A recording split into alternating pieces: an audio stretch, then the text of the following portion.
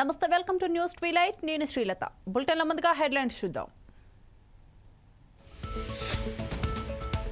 Green energy పెట్టుబడుల కేంద్రంగా AP Davos లో చంద్రబాబు కీలక వ్యాఖ్యలు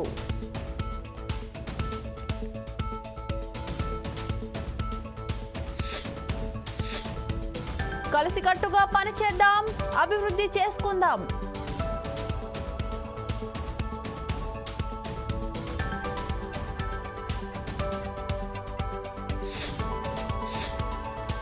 మావోయిస్టు అగ్రనేత చలపతి మృతి ఆయనపై ₹1 కోటి రివార్డు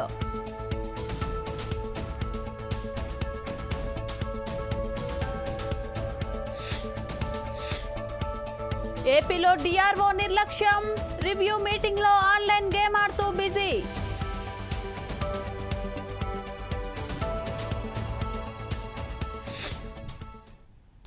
సిద్దిపేట జిల్లా బెజ్జంకి మండల కేంద్రంలో ₹3 కోట్ల నూతనంగా నిర్మించిన ఫంక్షన్ హాల్ షాపింగ్ కాంప్లెక్స్ భవనాలను మంత్రి బండి సంజయ్ ప్రారంభించారు. రాష్ట్రంలో మాజీ సర్పంచులంతా పెండింగ్ బిల్లులు రాక అల్లాడుతున్నారని ఆయన ఆవేదన వ్యక్తం చేశారు. రాష్ట్ర ప్రభుత్వం వారి ఆవేదనను అర్థం చేసుకుని వెంటనే ఆ బిల్లులు చెల్లించి వేలాది మంది సర్పంచులను ఆదుకోవాలని కోరారు. కోట్లాడుకునే జనాభా పోయిందని ఎజెండాలు జెండాలను బేషాజాలను పక్కన పెట్టి అభివృద్ధి లక్ష్యంగా పనిచేద్దామని సూచించారు. రాష్ట్ర అభివృద్ధి విషయంలో కేంద్ర ప్రభుత్వం అన్ని విధాల సహాయ సహకారాలు అందిస్తోందన్నారు.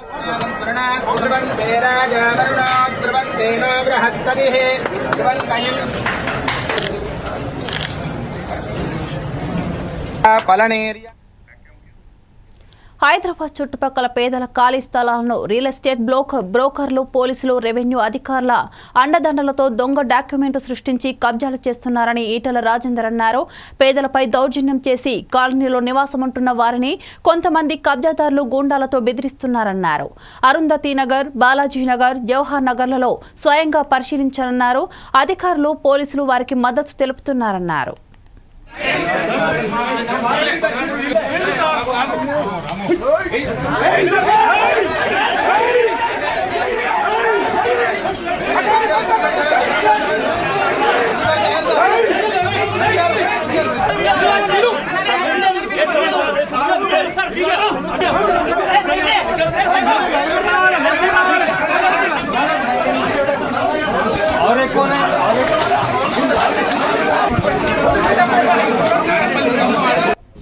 హైదరాబాద్ చుట్టుపక్కల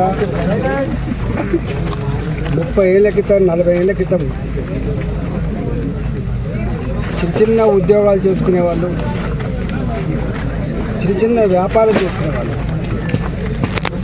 ఆనాడు భూములు కొనుక్కొని ఇల్లు కట్టుకుంటున్న సందర్భంలో మళ్ళీ మాకు వేరే రిజిస్ట్రేషన్ ఉందని చెప్పి దొంగ డాక్యుమెంట్స్ సృష్టించుకొని పోలీసు వాళ్ళని మేనేజ్ చేసుకొని రెవెన్యూ అధికారులను మేనేజ్ చేసుకొని పేదలు కట్టుకునేటువంటి ఇళ్ల మీద దౌర్జన్యం చేస్తున్నారు. మొన్న అరుంధతి నగర్లో బాలాజీ నగర్ జవహర్ నగర్లో ఇట్నే చేస్తే మేము పోయి వచ్చినాం. పేదలు వాళ్ళు 40 గజాలు 60 గజాలలో ఇల్లు కట్టుకునేటువంటి పేదలు వాళ్ళు 40,000 50,000 జమ చేసుకొని ఒక రేకుల షెడ్ వేసుకుంటే కూలగొట్టిపోతున్నారు. 50,000 రూపాయల నుంచి 2 లక్షల రూపాయలు ఇస్తే తప్ప పేదలు ఆ రేకుల షెడ్ వేసుకునే పరిస్థితి లేదు. దాని మీద నేను రెవెన్యూ మంత్రి గారితో మాట్లాడినా, కలెక్టర్ గారితో మాట్లాడినా, సిపి గారితో కూడా మాట్లాడినా. నేను 6 నెలలు అవుతుంది భారతీయ జనతా పార్టీ ఎంపీకి ఇక్కడ గెలిచి. 6 నెలల నుంచి ప్రతి నిత్యం కూల్చివేతల బాధలు తప్ప, పేదల కన్నీళ్ళు తప్ప, నా ఇండ్లు కూలగొడుతున్నారు, నా జాగలు గుంజుకుంటున్నారు. హోంమంత్రి వంగలపూడి అనిత విశాఖలో పర్యటించారు. ఈ సందర్భంగా గోపాలపట్నం పోలీస్ స్టేషన్ను ఆకస్మికంగా తనిఖీ చేశారు. పోలీస్ స్టేషన్లో సీసీ కెమెరాల నిర్వహణపై వివరాలు అడిగి తెలుసుకుని రికార్డులను పరిశీలించారు. గంజాయి రవాణాపై ఉక్కుపాదం మోపాలని పోలీసులను ఆదేశించారు. ఛార్జ్ షీట్ విషయంలో ఆలస్యం చేయవద్దని, ట్రాఫిక్ పార్కింగ్ పై దృష్టి సారించాలన్నారు. ఫిర్యాదుదారులకు ఇబ్బంది లేకుండా త్వరగా ఎఫ్ఐఆర్లు నమోదు చేసి ఎఫ్ఐఆర్ కాపీలను వెంటనే అందజేయాలని ఆదేశించారు.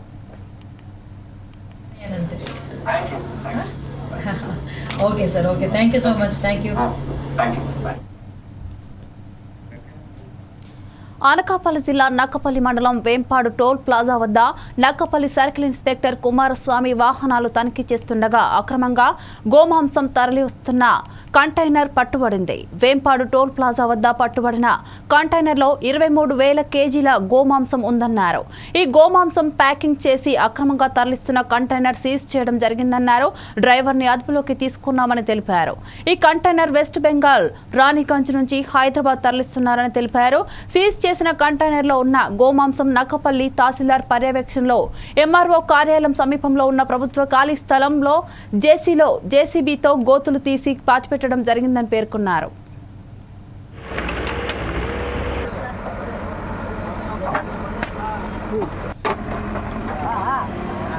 నిన్న మార్నింగ్ అబౌట్ 10:30 టైంలో మాకు ఇల్లీగల్గా ఈ కౌ మీట్ ట్రాన్స్పోర్ట్ చేస్తుండని ఇన్ఫర్మేషన్ వచ్చింది. బేసింగ్ ఆన్ ఇన్ఫర్మేషన్ మీడియాస్ విఆర్ఓస్ని పట్టుకొని మా ఎస్ఐ గారు టోల్ ప్లాజా దగ్గర వెహికల్ చెకింగ్ చేస్తుంటే ఒక వెహికల్ కంటైనర్ అంటేమో అబౌట్ 25,200 కేజీస్ మీట్ ఇల్లీగల్గా ట్రాన్స్పోర్ట్ చేసి సీజ్ చేయడం జరిగింది. డ్రైవర్ను కూడా అదుపులో తీసుకున్నాము. డ్రైవర్ను అదుపులో చేసుకొని ఎంక్వైరీ చేస్తున్నాము. ఇదేంటంటే వెస్ట్ బెంగాల్ నుంచి హైదరాబాద్ ట్రాన్స్పోర్ట్ చేస్తున్నారని మాకు తెలిసింది యాజ్ పర్ కన్ఫ్యూషన్. అదేవిధంగా లోకల్ వెటర్నరీ డాక్టర్తో కూడా సర్టిఫై చేయడం జరిగింది. దాన్ని ఏంటంటే యాజ్ పర్ లా ప్రకారం మేము దాన్ని ఈరోజు ఉదయాన్నే ఎంఆర్ఓ గారు చూపించిన ప్లేస్లో దాన్ని బరీలు కూడా చేయడం జరుగుతుంది. ఫర్దర్ ఎవరైనా ఇందులో ఇన్వాల్వ్మెంట్ ఉందా ఏంటని ఎంక్వైరీ కూడా కండక్ట్ చేయడం జరిగింది. ఫర్దర్ ఎంక్వైరీలో ఎవరైనా ముద్దాయిలుగా తేలారంటే వాళ్ళని కూడా తప్పకుండా అరెస్ట్ చేస్తాం. ఇంక్లూడింగ్ వెహికల్ ఓనర్ను కూడా ఇందులో ముద్దాయిగా చేయడం జరిగింది. అబౌట్ 25,200 కేజీస్ అంటే 25 టన్స్ మీట్. కొంతవరకు అబ్జర్వేషన్ అయితే కొంతమంది అబ్జర్వేషన్. అనంతపురం జిల్లా రాప్తాడు మండలం ఉప్పరపల్లి గ్రామంలో జిల్లా కలెక్టర్ వినోద్ కుమార్తో కలిసి ఎస్సీల ఉపవర్గీకరణ ఏకసభ్య కమిషన్ రాజీవ్ రంజన్ మిశ్రా ఐఏఎస్ ప్రకటించారు. ఎస్సీ కులానికి చెందిన కాశయ్య, బాబయ్య అనే రైతులకు చెందిన చిని పంటను ఎస్సీల ఉపవర్గీకరణ ఏకసభ్య కమిషన్ జిల్లా కలెక్టర్ పరిశీలించారు. అంతేకాకుండా గ్రామ సచివాలయం, రైతు సేవా కేంద్రం వ్యవస్థను వారు పరిశీలించారు.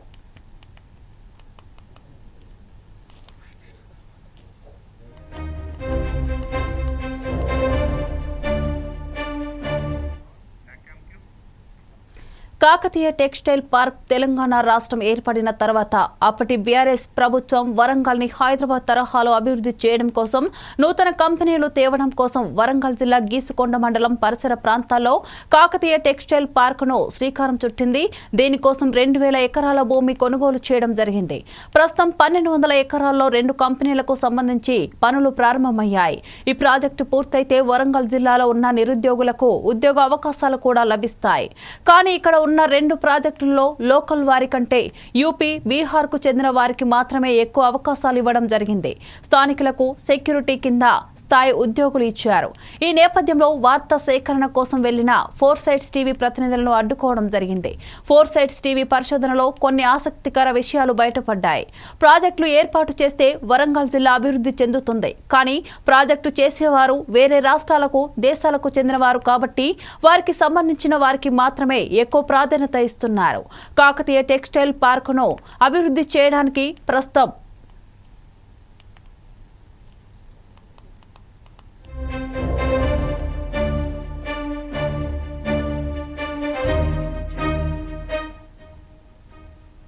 Welcome to forces TV. తెలంగాణలో బీఆర్ఎస్ పార్టీ అధికారులు ఉన్నప్పుడు వరంగల్లో కాకతీయ టెక్స్టైల్ పార్క్ ఏర్పాటు కోసం మాత్రం అప్పుడు 2,000 ఎకరాల భూమిని సర్వే చేయడం జరిగింది. అయితే ఈ 2,000 ఎకరాల భూమి సర్వేలో భాగంగా ప్రస్తుతం మాత్రం 1,200 ఎకరాల్లో ఇక్కడ టెక్స్టైల్ పార్క్ ఏర్పాటు జరిగింది. దీనికి సంబంధించి వేరే దేశాల నుంచి కొత్త టెక్నాలజీ తోటి కొన్ని కంపెనీలు ఏర్పాటు చేస్తారు. మన కళ్ళము చూసుకుంటూ ఇదే ఆ టెక్స్టైల్ పార్క్ కోసం సర్వే చేసిన భూమి. ఇదంతా సుమారు ఒక 1,200 ఎకరాల భూమిని ప్రభుత్వం హ్యాండ్ ఓవర్ చేసుకొని టెక్స్టైల్ పార్క్ కోసం కొన్ని ప్రణాళికలు చేపట్టడం జరిగింది. అందులో భాగంగానే ఇక్కడ ఎంత నిధులతోటి టెక్స్టైల్ పార్క్ కొనసాగుతుంది, చుట్టుపక్కల గ్రామాలకు సంబంధించిన రైతులకు ఎంతమందికి నిధులు ఉద్యోగ అవకాశాలు కల్పించారో తెలుసుకునే ప్రయత్నం చేద్దాం. సో మనం ఎక్కడి నుంచి లోపలికి వెళ్ళే ప్రయత్నం చేద్దాం. మనం ప్రస్తుతానికైతే కాకతీయ టెక్స్టైల్ పార్క్ నిర్మాణం చేపట్టిన పరిసర ప్రాంతం లోపలికి రావడం జరిగింది. మన కళ్ళ ముందు చూసుకోవచ్చు. ఇక్కడ వచ్చేసి 2 సంస్థలు కొనసాగుతున్నాయి. ఒకటి గణేష్, ఒకటి కీటెక్స్ వచ్చి ఈ 2 కొనసాగుతున్నవి. గణేష్ వచ్చేసి ప్లాస్టిక్ను తీసుకొచ్చి ఆ ప్లాస్టిక్లను ఒక కాడ కుప్పగా చేసి వాటితోటి బట్టలకు అంటే మనం వేసుకునే క్లాత్ ఉంటుంది, ఆ క్లాత్కు సంబంధించిన దారాలను తయారు చేసే కంపెనీ కనబడుతుంది. దానివల్ల మాత్రం వాతావరణ పొల్యూషన్ ఎక్కువ ఏర్పడుతుంది. అంతేకాకుండా ఇక్కడ ఒక వ్యత్యాసం కనబడుతుంది. గణేష్ కంపెనీలో మాత్రము యూపీ నుంచి కానీ బీహార్ నుంచి వాళ్ళకి వచ్చే మాత్రం ఒక ప్రియారిటీ ఇస్తున్నారు. లోకల్లో ఉన్న వాళ్ళకి ప్రియారిటీ ఇచ్చుకుంటే వాళ్ళ మీద దాడులు చేసే ప్రయత్నం చేస్తున్నారు. ఏమనంటే మాత్రము లోకల్ నాన్ లోకల్ అని వ్యత్యాసం చూసుకుని మాత్రం వాళ్ళ మీద బెదిరింపులై పాల్పడి చేస్తున్నట్టు మాత్రం ఇక్కడ కొంతమంది నిరుద్యోగులు అంటే కింది స్థాయి ఎంప్లాయీస్ చెప్పడం జరిగింది. మనం వచ్చేసి చూసుకోవచ్చు. తెలంగాణ రాష్ట్రంలో హైదరాబాద్ తర్వాత 2వ రాజధానిగా పేరు గంచడం కోసం వరంగల్ పేరు తేవడం జరిగింది. దీనిని గత ప్రభుత్వ హయాంలో మాజీ ముఖ్యమంత్రి అయిన కేసీఆర్ కూడా దీన్ని ప్రతిపాదన తేవడం జరిగింది. అతను తెచ్చిన తర్వాత సుమారు 2000 ఎకరాలలో ఇక్కడ భూమి వైశాల్యం చూడడం జరిగింది. ప్రస్తుతం 1200 ఎకరాల్లో మాత్రం ఈ కాకతీయ టెక్స్టైల్ పార్క్ పనులు కొనసాగుతున్న నేపథ్యం కనబడుతుంది.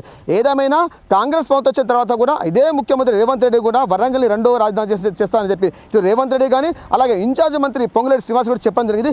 దీనిలో భాగంగానే వరంగల్ని అభివృద్ధిగా తీసుకోవడం కోసం పొంగులేటి శ్రీనివాస్ రెడ్డి కొన్ని ప్రణాళికలు తీశారు. అందులో భాగంగా కాకతీయ టెక్స్టైల్ పార్క్ను ముందుగా బేచేసుకున్నారు. దీనిలో చూసుకుంటే మాత్రం ప్రస్తుతానికి ఇప్పుడున్న ఈ 2 కంపెనీలు చూసుకుని మాత్రం వేస్తాను సుమారు 400 నుంచి 500 ఎకరాల భూ విస్తరణలో మాత్రం ఇక్కడ డెవలప్మెంట్ కొనసాగుతుంది. ఇది కంపెనీ ఓకే అయితే మాత్రం రానున్న రోజుల్లో సుమారు 13,000 నుండి 15,000 మందికి ఉద్యోగ అవకాశాలు కల్పిస్తూ ఉంటే మాత్రం ఈ కంపెనీకి సంబంధించిన మేనేజర్ చెప్పడం జరిగింది. ఏదేమైనా తెలంగాణ రాష్ట్రంలో హైదరాబాద్ తర్వాత వరంగల్ అభివృద్ధి దిశలో ముందుకెళ్తుంది. ఈ అభివృద్ధి దిశలో ముందుకెళ్ళాలంటే ఈ 2 సంస్థలు కాకుండా మరికొన్ని సంస్థలు ఇక్కడికి వస్తే ఎంతోమంది నిరుద్యోగులకు ఉద్యోగ అవకాశాలు వచ్చే ప్రక్రియ నిబంధనలు. ఏదేమైనా వరంగల్ అభివృద్ధి దిశలో అంటే 2వ రాజధానిగా ముందుకెళ్ళడం మాత్రం ఇటువంటి కంపెనీలు మరికొన్ని వస్తే మాత్రం వరంగల్ని రాజధాని దిశలో ముందు తీసుకెళ్లే ప్రయత్నం చేసుకోవచ్చు. ఇది ప్రస్తుతం కాకతీయ టెక్స్టైల్ పార్క్ పై forces TV ground report. Cameraman బాల్తోం సువాకర్, ఫోర్సెస్ టీవీ. గుంటూరు జిల్లా తాడికొండ నియోజకవర్గం తుళ్లూరు మండలం శాఖమూరులో వైసీపీ నాయకులు అక్రమంగా భూమి కబ్జా చేసి ముళ్లకంచె వేశారు. ముళ్లకంచెను సిఆర్డీఏ అధికారులు తొలగించారు. గ్రామాల్లోని వివిధ ప్రాంతాలలో సుమారు 45 ఎకరాల్లో వేసిన ముళ్లకంచెను సిఆర్డీఏ అధికారులు తొలగించినట్లు సమాచారం. ఎలాంటి అవాంఛనీయ ఘటనలు జరగకుండా పోలీస్ భద్రత ఏర్పాటు చేశారు.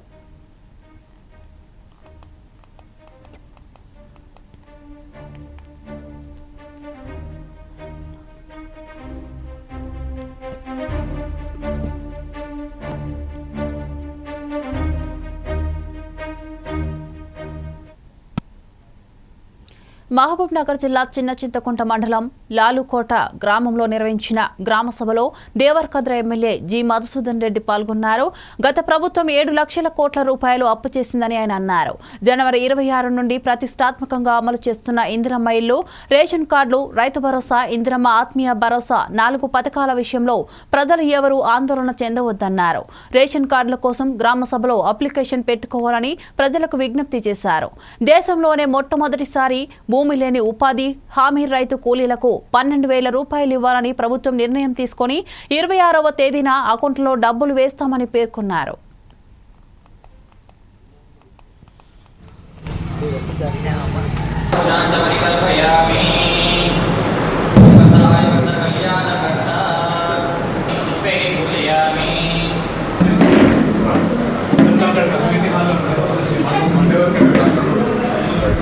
ఇప్పుడు మనకు సెంట్రల్ ఓకే రెగ్యులర్గా వాడే మార్కెట్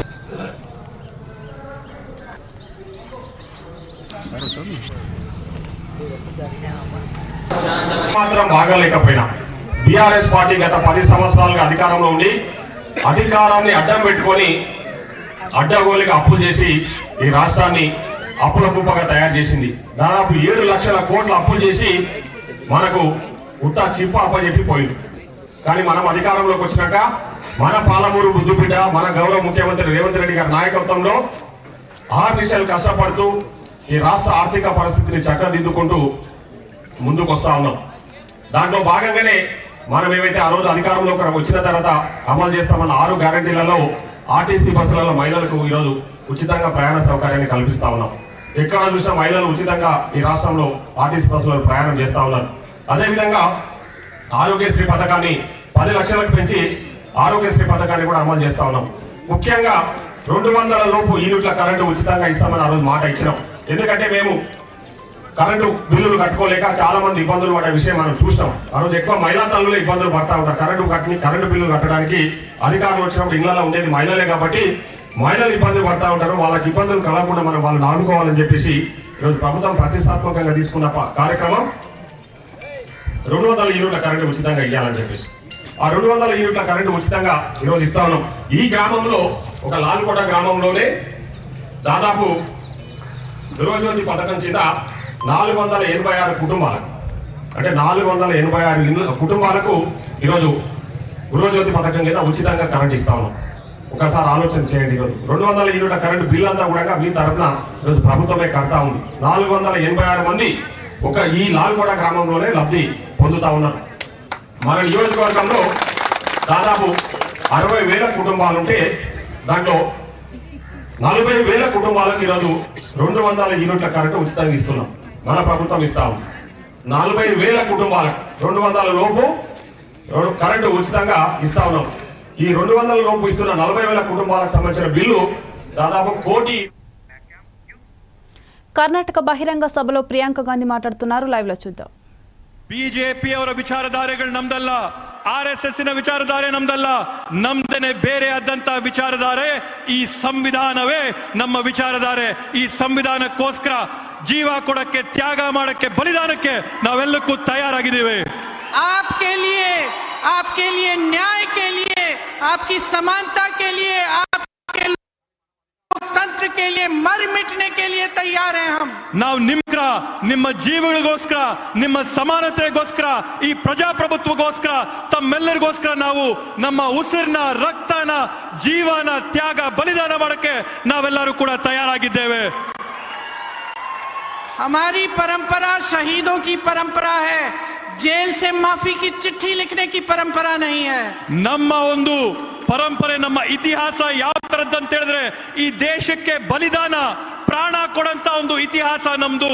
ಜೇಲಲ್ಲಿ ಕೂತ್ಕೊಂಡು ಬ್ರಿಟಿಷರಿಗೆ ಕ್ಷಮಾಪಣೆಯ ಪತ್ರ ಬರಂತ ಇತಿಹಾಸ ಅಲ್ಲ ನಮ್ದು. और वही परंपरा इस देश के एक एक देशवासी की परंपरा है. ಆ ಪರಂಪರೆ ಏನಿದೆ ಹೋರಾಟದ್ದು, ಈ ದೇಶದ ಪ್ರತಿಯೊಬ್ಬ ಪ್ರಜೆ, ನಾಗರಿಕರ ಇತಿಹಾಸ ಇದೇ ಆಗಿದೆ. आप सभी उस परंपरा से उभरे हो. इस स्वतंत्रता संग्राम ने हमें स्वतंत्रता दी. आप स्वतंत्र भारत के देशवासी हो. ये आपकी परंपरा है, सच्चाई की परंपरा है. ಈ ಒಂದು ಇತಿಹಾಸ ಏನಿದೆ, ಈ ಒಂದು ಪರಂಪರೆ ಏನಿದೆ ನಮ್ದು, ದೇಶಕ್ಕಾಗಿ ಹೋರಾಟ ಮಾಡಿ ಸ್ವತಂತ್ರಕ್ಕಾಗಿ ಪ್ರಾಣ ಕೊಟ್ಟಂತ ತಮ್ಮ ಪೂರ್ವಜರ ರಕ್ತ ತಮ್ಮಲ್ಲಿ ಹರಿತಾ ಇರ್ತಕ್ಕಂಥ ಒಂದು ಭಾವನೆಯಲ್ಲಿ ತಾವೆಲ್ಲರೂ ಕೂಡ ಈ ಒಂದು ಪರಂಪರೆನ ಉಳಿಸ್ಕೊಳ್ಳುವಂತ ಕೆಲಸನ ಒಗ್ಗಟ್ಟಾಗಿ ಮಾಡಬೇಕು ಅಂತ ಮನವಿ ಮಾಡ್ತೀನಿ. इससे पीछे मत हटो, निडर हो जाओ, लड़ो अपने अधिकारों के लिए और इस सरकार के खिलाफ जो तुम्हारे अधिकारों को कमजोर करती है और तुम्हें कमजोर करने की कोशिश करती है. ಇವತ್ತು ಈ ಒಂದು ನಿಲುವಿನಿಂದ ತಾವು ದಯವಿಟ್ಟು ಹೆಜ್ಜೆ ಹಿಂದೆ ಇಡಬೇಡಿ. ಧೈರ್ಯವಾಗಿ ಮುನ್ನುಗ್ಗಿ ನಿಮ್ಮ ಹಕ್ಕುಗಳನ್ನ, ಸಮಾನತೆನ, ಸಂವಿಧಾನನ ಕಿತ್ಕೋತಾ ಇರ್ತಕ್ಕಂಥ ಈ ಒಂದು ದುಷ್ಟ ಸರ್ಕಾರದ ವಿರುದ್ಧವಾಗಿ ತಾವೆಲ್ಲರೂ ಕೂಡ ಹೋರಾಟ ಮಾಡಿ ಮುನ್ನುಗ್ಗಿ ಅಂತ ಕೇಳ್ತೀನಿ. एक बार मेरे साथ जोर से बोलो, जय बापू. और जोर से, जय बापू, जय भीम, जय संविधान. धन्यवाद.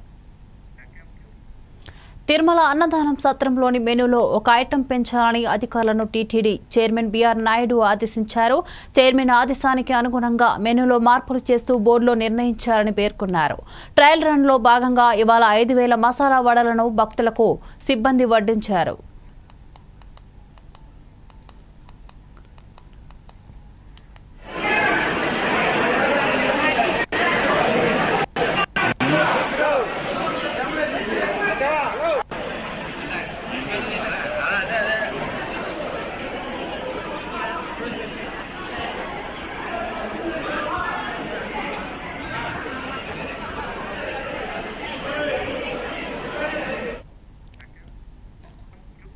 If you built an updates, keep watching 4 Sides TV.